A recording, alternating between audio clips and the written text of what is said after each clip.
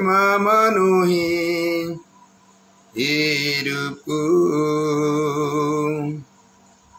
Baik, puji Tuhan, kami serahkan.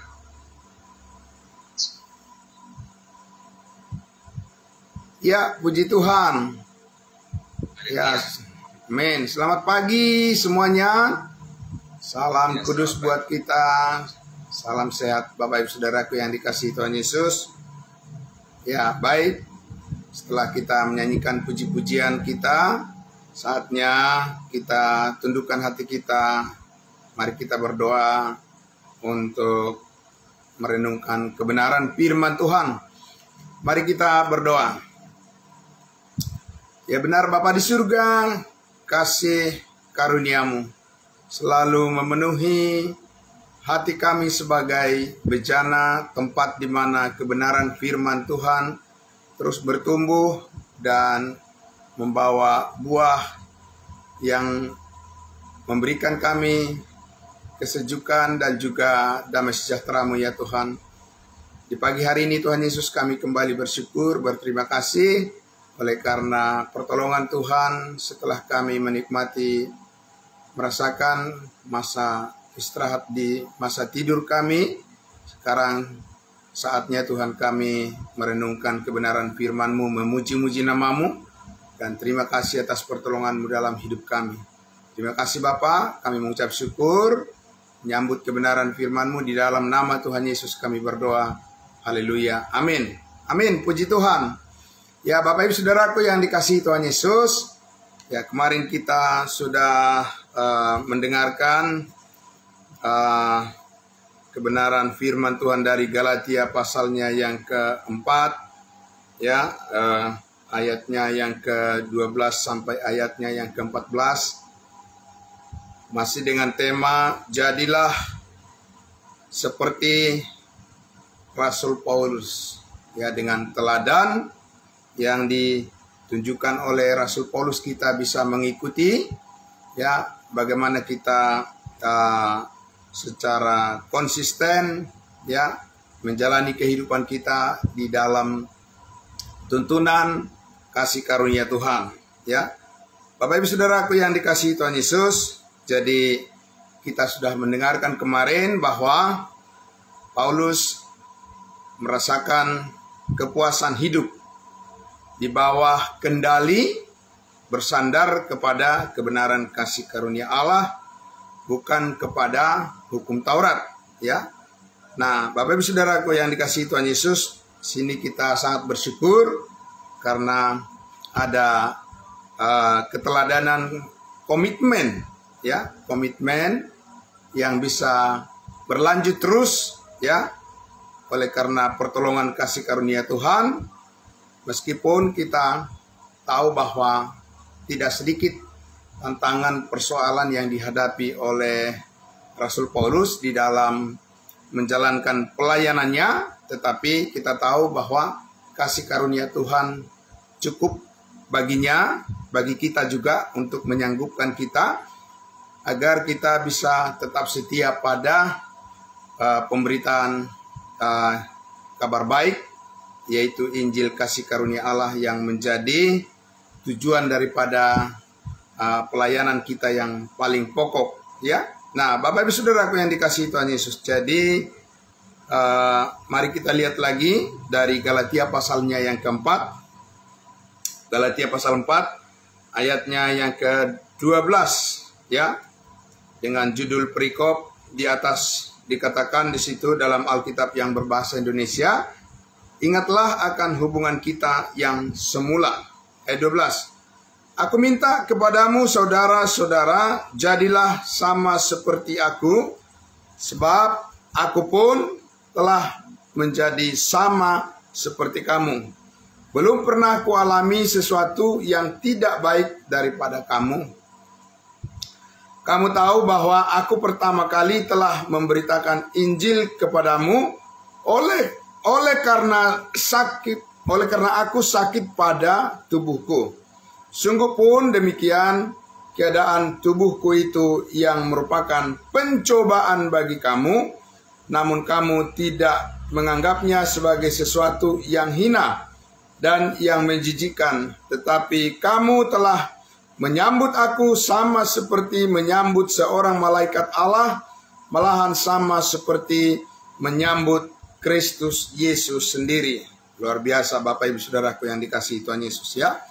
Nah, jadi saudara-saudara yang dikasihi Tuhan Yesus, betapapun tantangan dan persoalan yang dihadapi oleh Rasul Paulus di dalam pelayanannya, dalam kehidupannya, baik dari orang-orang yang belum mengenal Allah, ya, terutama, dan juga dari orang-orang percaya, dari orang-orang yang sudah diselamatkan, ya. Tetapi saudara-saudaraku, masalah-masalah yang dihadapi oleh Rasul Paulus tidak, ya, dapat menggoyahkan keyakinannya atau tidak dapat menggeser pengharapannya dari pengharapan yang telah diterima atau pengharapan yang sangat kuat mengakar di dalam hatinya tentang kasih karunia Allah sendiri. Nah, Bapak Ibu Saudaraku yang dikasihi Tuhan Yesus, saya ingin mengajak kita untuk melihat bahwa, ya, karena kerinduan daripada Rasul Paulus supaya banyak orang yang terberkati melalui pelayanannya, maka dia mempunyai satu cara atau strategi bagaimana dia mendekati berbagai macam latar belakang orang yang dilayaninya, tetapi konten daripada pemberitaannya itu tidak berubah, ya. Konten isi daripada berita yang disampaikan oleh Rasul Paulus itu tidak berubah, tetap dia konsisten, ya, dia tidak terpengaruh dengan keadaan-keadaan di sekelilingnya, dia tidak mau berkompromi, ya, di dalam pemberitaannya, tetapi dia melakukan pendekatan secara berbeda kepada orang-orang sesuai dengan konteks daripada orang yang atau budaya daripada orang-orang yang dilayani, yang mendengarkan Injil dari Rasul Paulus. Nah, kita lihat Bapak Ibu Saudaraku di dalam 1 Korintus pasal 9, ya. 1 Korintus pasal 9, saya mengajak kita untuk melihat di dalam ayatnya yang kita lihat Bapak Ibu Saudaraku, kita akan membaca dari, ya, ayatnya yang ke-15, ya.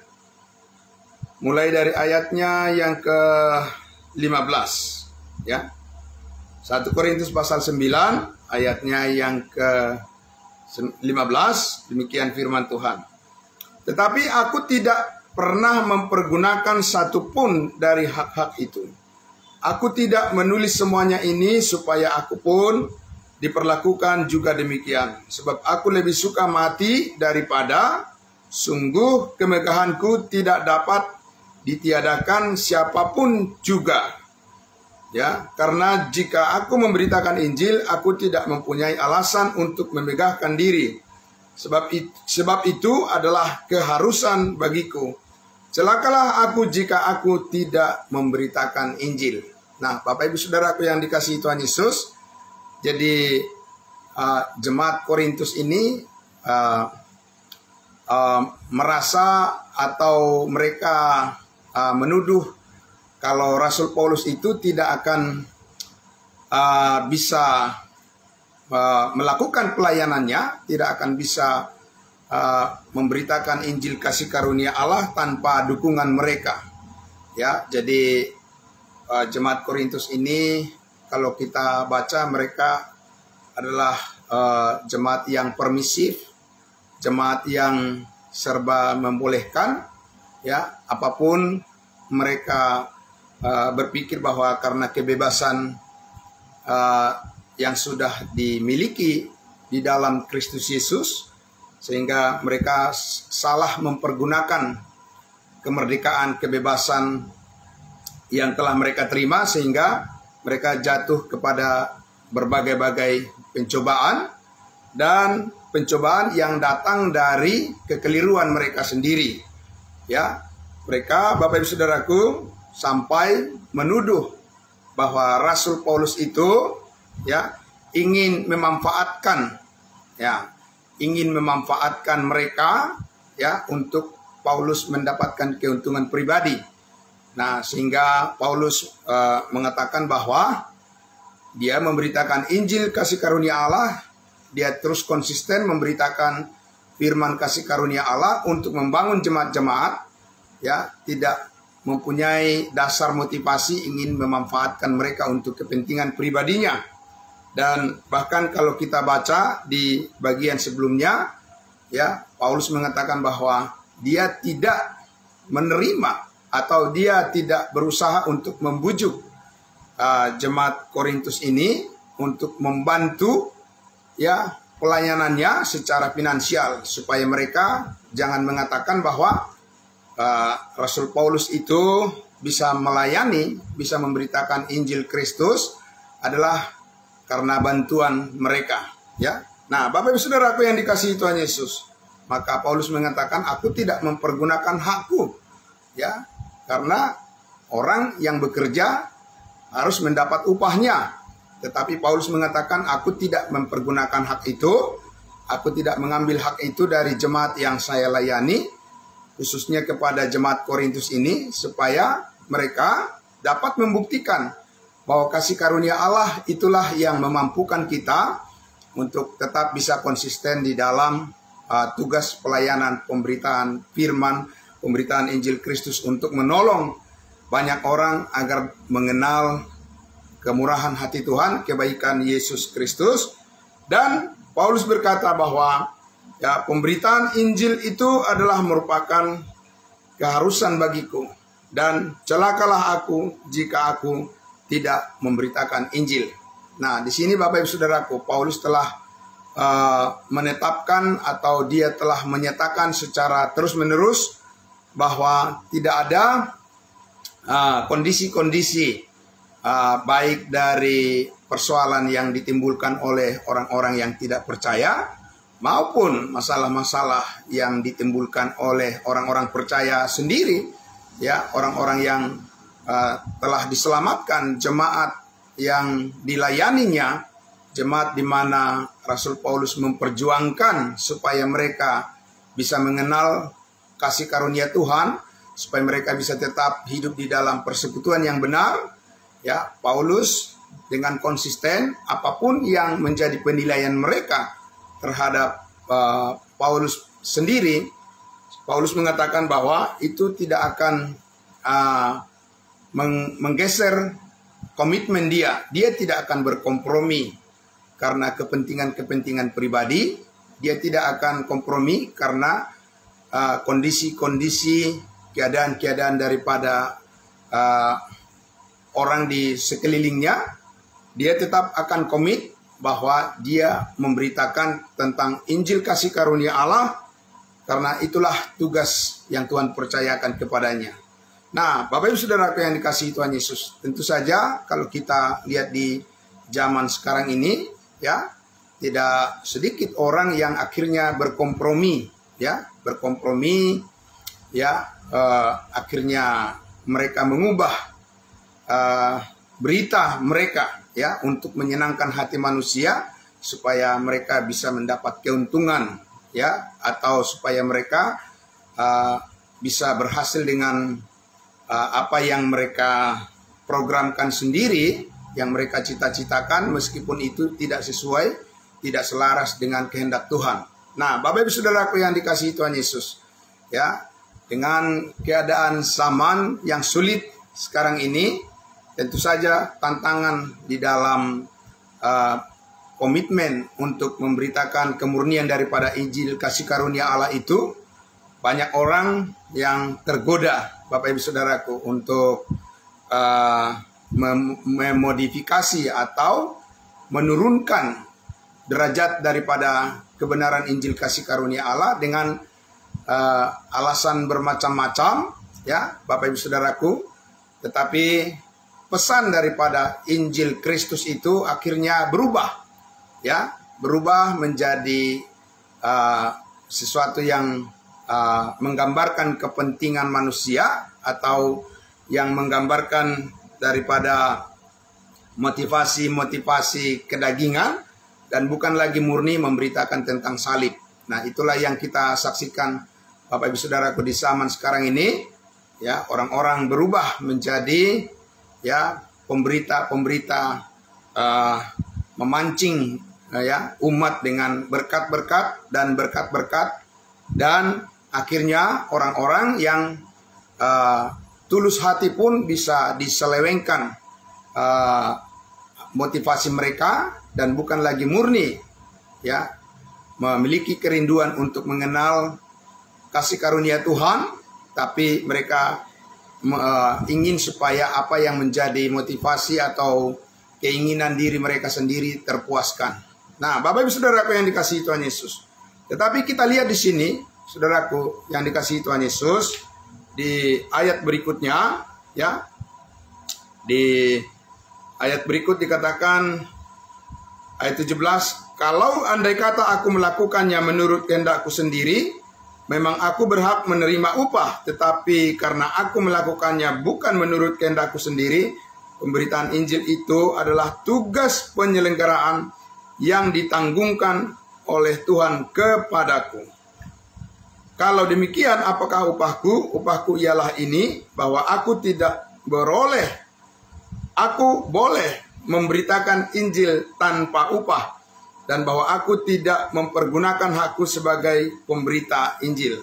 Ya, tadi sudah saya jelaskan bahwa Paulus tidak memaksakan orang-orang harus atau tidak memelintir ya berita Injil kasih karunia Allah itu hanya karena dia mengharapkan supaya dapat support dari orang lain untuk kepentingan dirinya ya. Nah, Bapak Ibu Saudaraku yang dikasihi Tuhan Yesus, kita lihat di ayat yang ke-19. Sungguh pun aku bebas terhadap semua orang, aku menjadikan diriku hamba dari semua orang, supaya aku boleh memenangkan sebanyak mungkin orang. Jadi saudaraku yang dikasihi Tuhan Yesus, ya, Paulus bukan berkompromi atau Paulus bukan ingin menyenangkan hati manusia supaya dia mendapat keuntungan pribadi. Tetapi kalau dia ya mempunyai strategi, Bapak Ibu Saudaraku, untuk mendekati orang-orang dengan berbagai cara atau dengan lintas budaya, tujuan dia adalah bagaimana supaya tetap tujuan yang paling utama adalah supaya banyak jiwa dimenangkan untuk kemuliaan Kristus. Itu adalah fokus, itu adalah target utama, ya, itu adalah sasaran utama ya daripada setiap cara ya pelayanan yang dilakukan oleh Rasul Paulus ya, Bapak Ibu Saudara. Nah, kita lihat lagi. Demikianlah bagi orang Yahudi aku menjadi seperti orang Yahudi, supaya aku memenangkan orang Yahudi. Nah, Bapak Ibu Saudaraku, jadi kalau dia pernah menyunatkan Timotius, ya, bukan berarti Paulus ingin menjadikan pelayanannya dengan motivasi tunduk kepada hukum Taurat lagi, tetapi karena dia mempertimbangkan orang-orang yang mendengarkan pemberitaannya atau orang-orang Yahudi, karena orang Yahudi itu adalah orang yang mereka mempunyai budaya atau tradisi hukum Taurat, yaitu dengan sunat ya.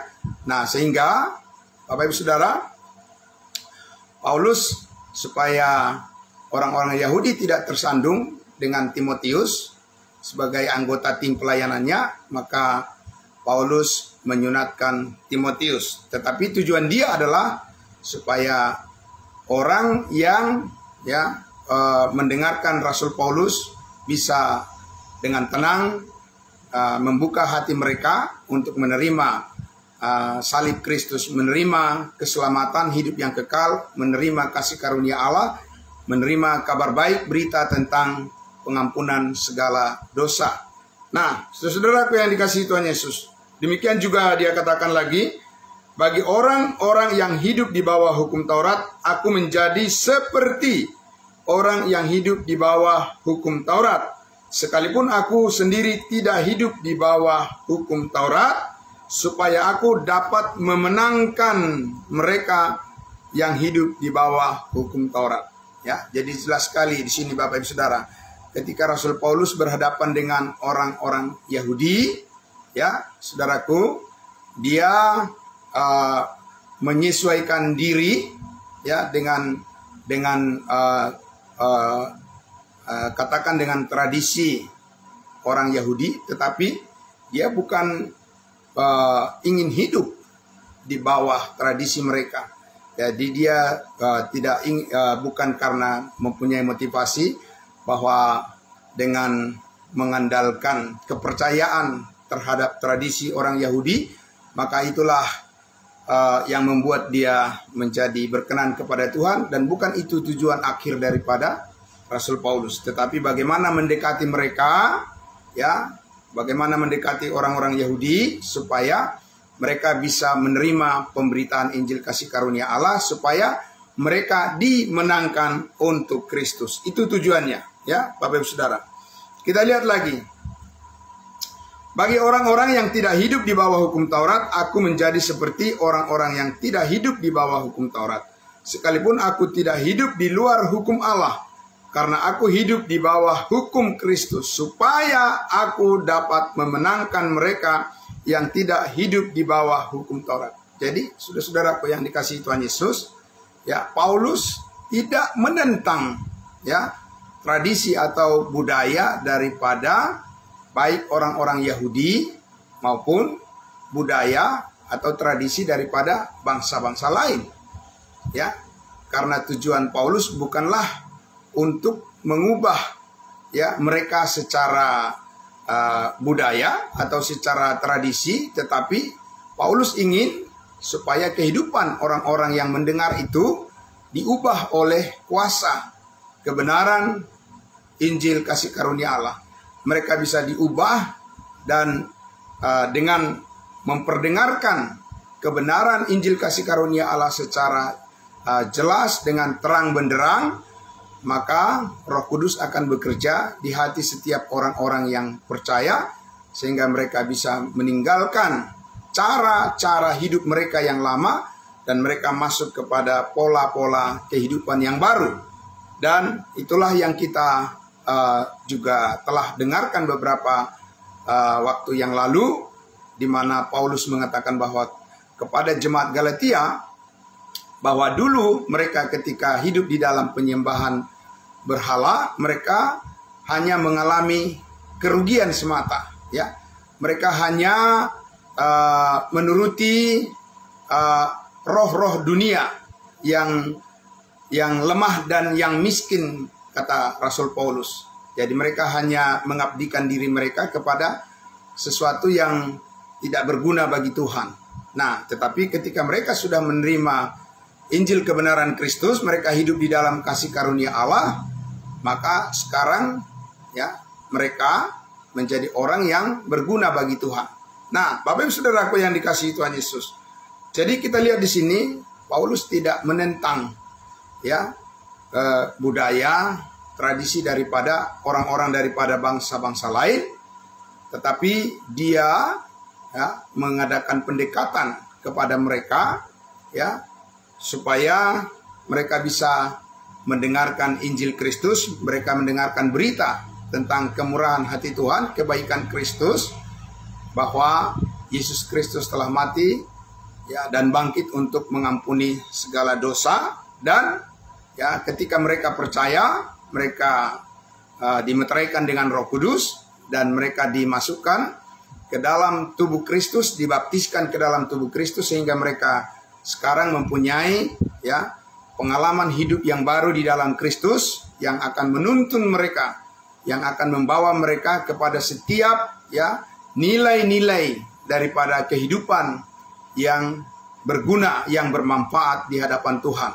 Ya, tentu saja di hadapan manusia. Jadi di sini Bapak Ibu Saudaraku yang dikasihi Tuhan Yesus, tidak mudah, ya, bagi Rasul Paulus untuk membawakan dirinya, ya, tidak mudah bagi Rasul Paulus untuk mengadaptasikan dirinya kepada setiap konteks daripada latar belakang daripada orang-orang yang dilayaninya. Tidak sama semuanya, Bapak Ibu Saudaraku.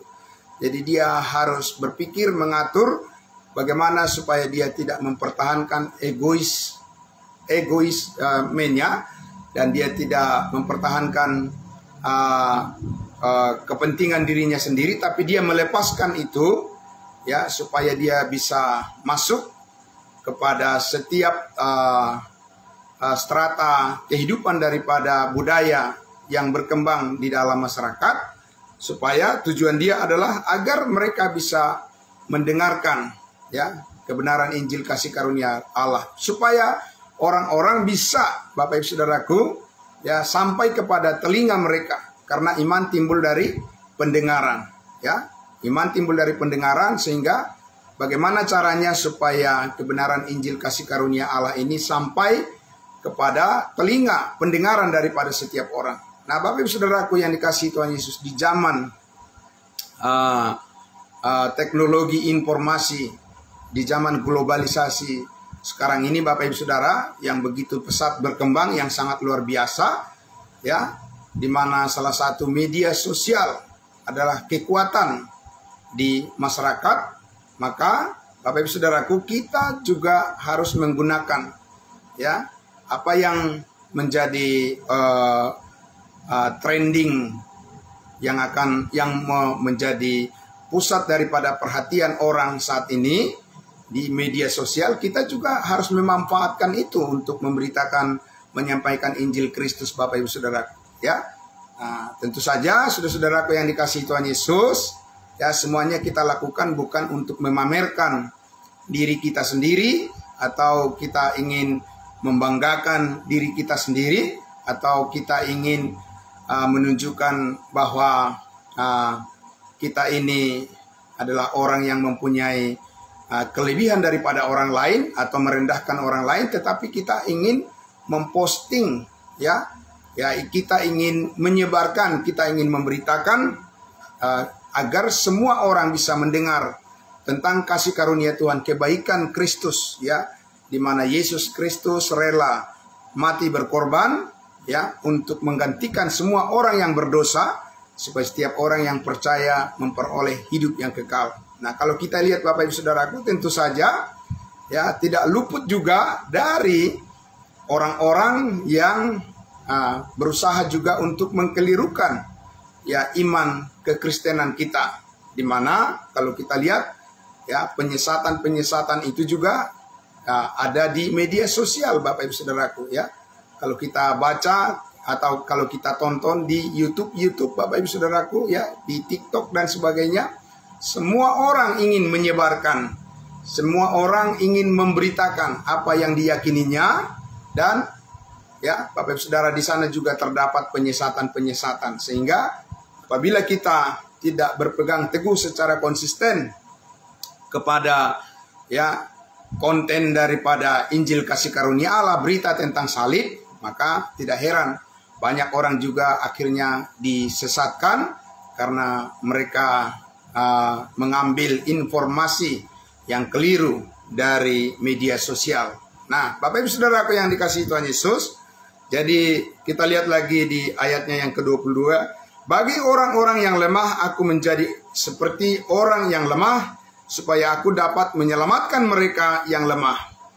Bagi semua orang, aku telah menjadi segala-galanya, supaya aku sedapat mungkin memenangkan beberapa orang dari antara mereka. Segala sesuatu ini aku lakukan karena Injil, supaya aku mendapat bagian di dalamnya. Jadi Bapak Ibu Saudaraku yang dikasihi Tuhan Yesus, ya, tugas pemberitaan Injil kasih karunia Allah ini adalah ya tugas mengambil bagian di dalam penderitaan Kristus. Ya, Bapak Ibu Saudaraku, oleh karena penderitaan Kristus di atas kayu salib itulah yang menghasilkan ya adanya berita kabar baik ini. Kalau Kristus tidak mati disalibkan, kalau Kristus tidak rela mati menggantikan kita di atas kayu salib, kalau dia tidak rela menanggung sengsara kita di atas kayu salib, maka kita tidak mempunyai kabar baik. Kita hanya mempunyai kabar buruk, karena upah dosa adalah maut. Ya, itu saja yang akan menghantarkan semua manusia ke dalam lautan api neraka, dan tidak ada terang, tidak ada kebenaran, tidak ada cahaya yang bisa menuntun hati dan pikiran kita untuk mengikuti kehendak Allah yang sesungguhnya. Jadi Bapak Ibu Saudaraku, kita harus mau mengambil bagian di dalam pemberitaan daripada kabar baik ini, memperdengarkannya kepada semua orang, karena ini adalah merupakan tumpuan daripada harapan semua orang yang merindukan hidup yang berkenan kepada Tuhan.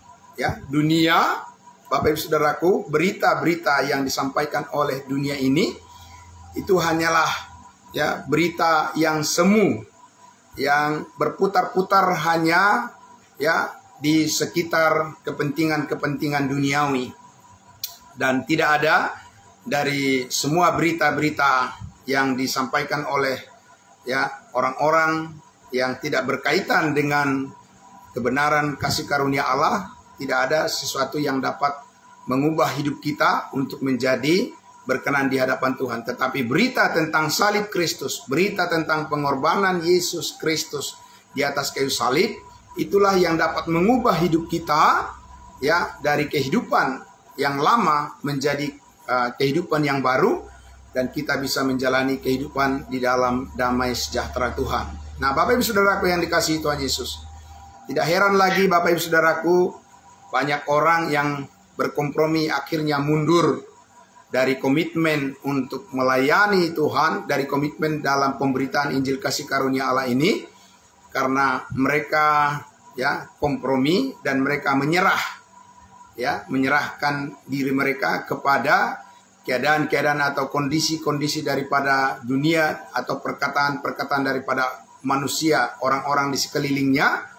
Apa yang mereka dengarkan lebih banyak adalah berita-berita, informasi-informasi yang menyesatkan dan yang melemahkan diri mereka, sehingga mereka kompromi dan menyerah, tidak mau lanjut lagi, ya, tidak mau lanjut lagi dengan komitmen untuk memberikan diri mereka dipakai oleh Tuhan menjadi saksi kebenaran, untuk menyampaikan, ya, untuk menyatakan kemurahan hati Tuhan, ya, yang telah kita terima melalui iman di dalam Yesus Kristus.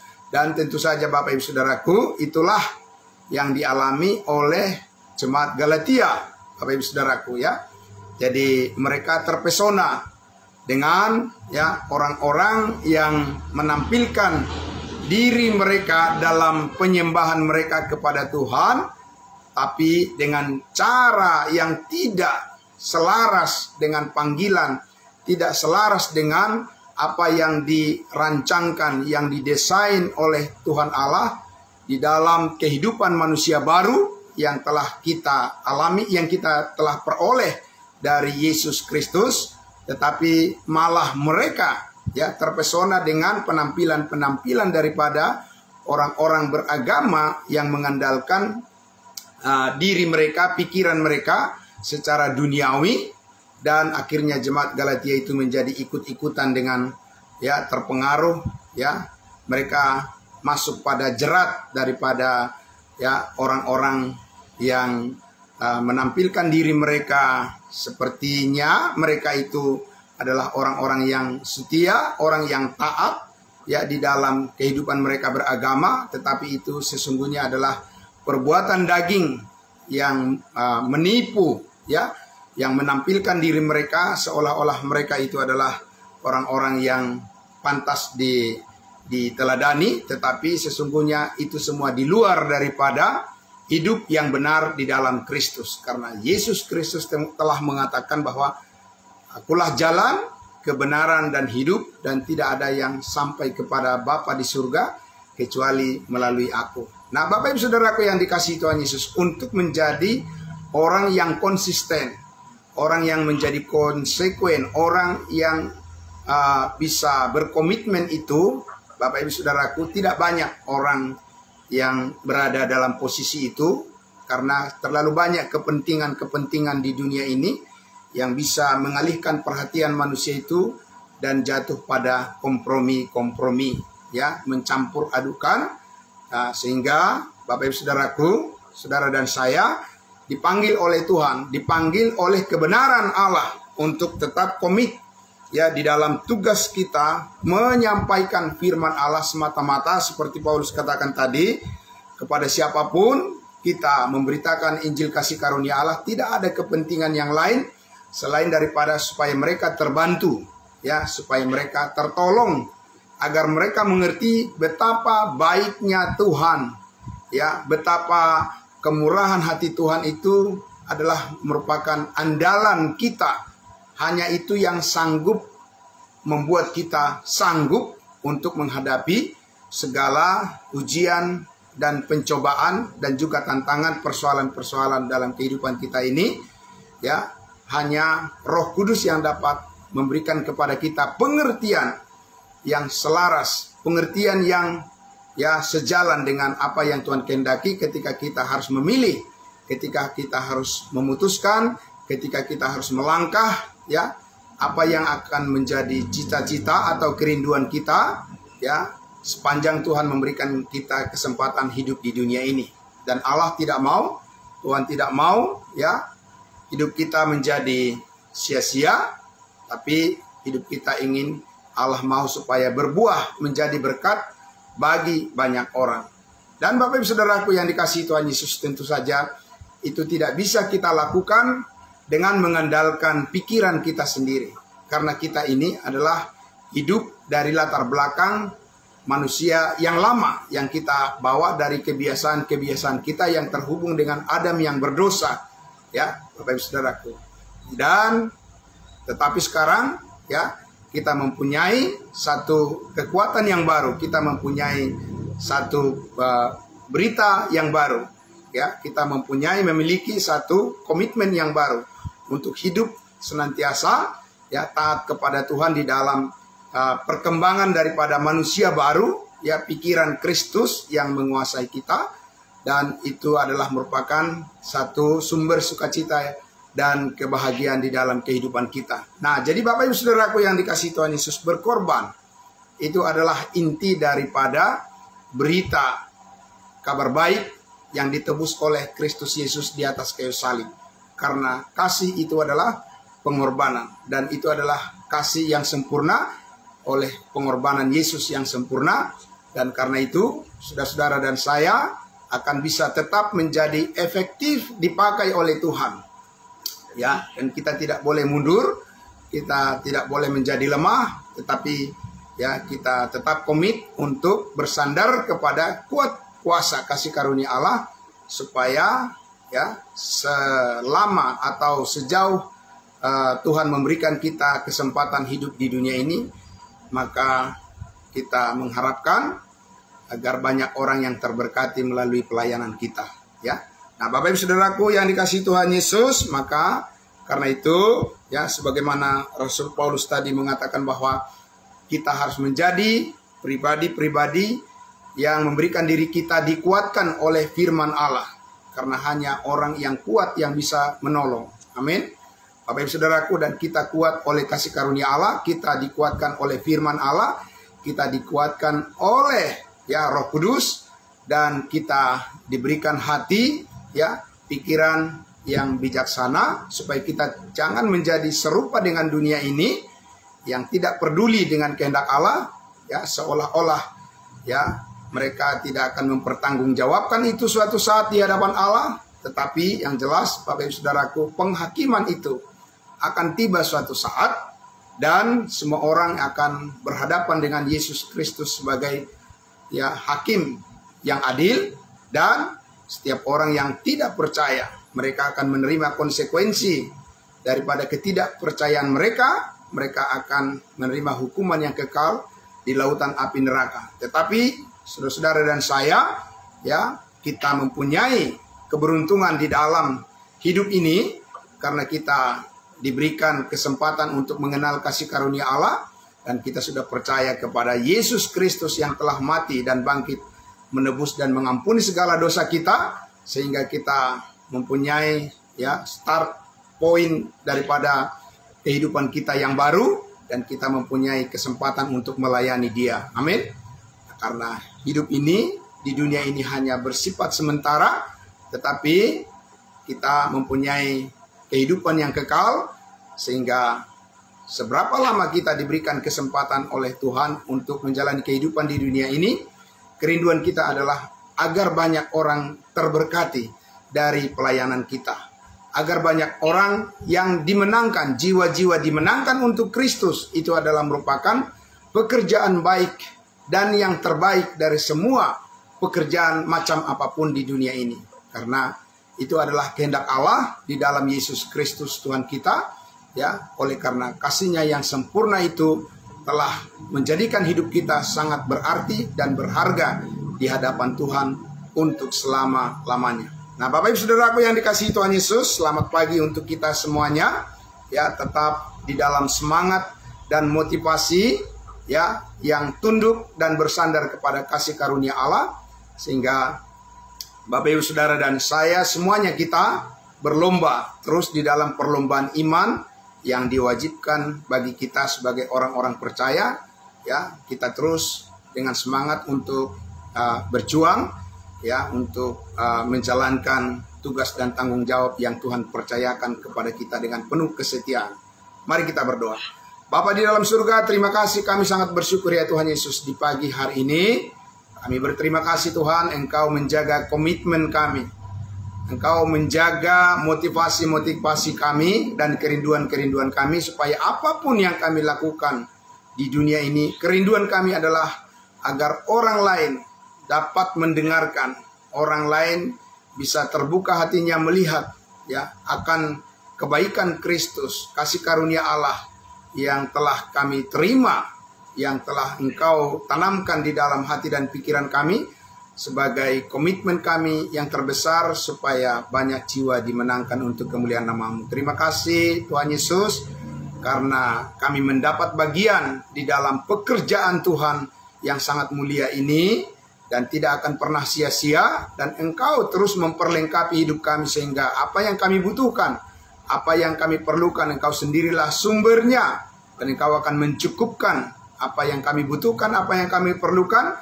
sehingga pekerjaan Tuhan, sehingga pemberitaan kabar baik itu bisa terus berlangsung dan bisa disampaikan kepada semua orang. Engkau memberikan kami kesehatan yang baik, Engkau memberikan kami apa yang kami perlukan, apa yang kami butuhkan, dan kami percaya kami tidak akan berkekurangan karena Kristus Yesus mencukupkan apa yang kami butuhkan. Terima kasih untuk persediaan yang tidak ada habisnya, yang bersumber daripada-Mu, sukacita dan damai sejahtera yang terus memenuhi hati kami, sehingga kami semuanya orang-orang percaya-Mu, orang-orang kudus-Mu selalu bergairah, selalu termotivasi dengan penuh kasih, ingin agar orang lain mengenal kasih karunia-Mu yang sangat luar biasa ini. Terima kasih Bapa dalam surga, diberkatilah semua saudara-saudara kami yang telah tergabung di dalam ibadah saat teduh kami pagi hari ini, baik di aplikasi Zoom Meeting maupun yang ada di live streaming Facebook maupun di YouTube. Kami bersyukur dan berterima kasih Engkau memberkati mereka semuanya.